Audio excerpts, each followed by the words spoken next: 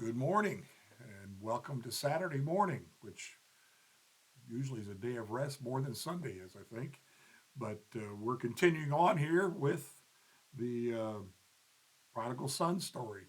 Evidently, Mr. Keller wants to share a lot with this. He must have seen a lot of lessons in this passage. So, The Father's Welcome is the title of today's Devo.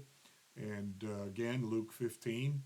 This one's 20 verses 22 to 24. But the father said to his servants, "Quick, bring the best robe and put it on him. Put a ring on his finger and sandals on his feet. Bring the fattened calf and kill it. Let's have a feast and celebrate. For this son of mine was dead and is alive again. He was lost and is found." And so they began to celebrate. What a scene, Mr. Kellerman says. Mr. Keller says here. What a scene. The father is set to deal with the much more complicated and poisonous spiritual condition of the elder brother in Act 2. But Act 1 already challenges the mindset of elder brothers with a startling message. God's love and forgiveness can pardon and restore any and every kind of sin or wrongdoing. It doesn't matter who you are or what you've done. It doesn't matter if you've deliberately oppressed or even murdered people or how much you've abused yourself. The younger brother knew that in his father's house there was abundant, quote unquote, food to spare. But he also discovered that there was grace to spare.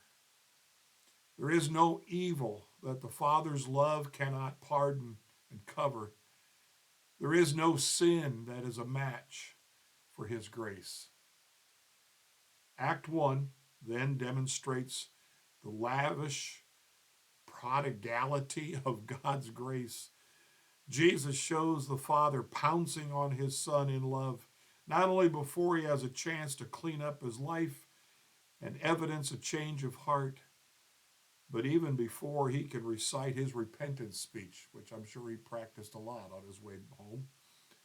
Nothing, not even abject contrition, merits the favor of God. The Father's love and acceptance are absolutely free. Parts of this I can identify with, and I've shared that with you throughout the number of lessons here that he's had on this subject. There was a time when I felt the Lord was calling me again to ministry, and yet I knew I'd strayed from him. And I didn't think he could forgive me. I didn't think he could use me. And then another pastor of family, a friend of our family, the Kidd family, came alongside of me and assured me that God's grace was enough. And that's such good news for those who feel as though they've lived their lives beyond the ability to be forgiven by God. That's the devil of hell trying to keep someone he had in his clutches.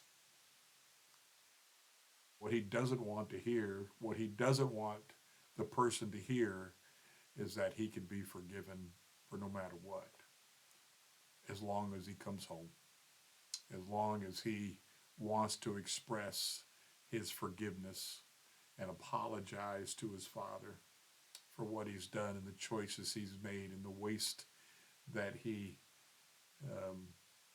had done with his inheritance.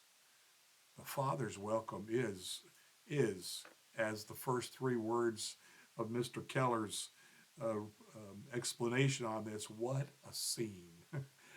It was party time at his father's house, and all the servants and everybody who had orders, go get this, go do this, bring that out.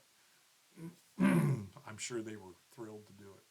They saw the joy in their father's face, in their master's face, as he welcomed this son home. What a great picture.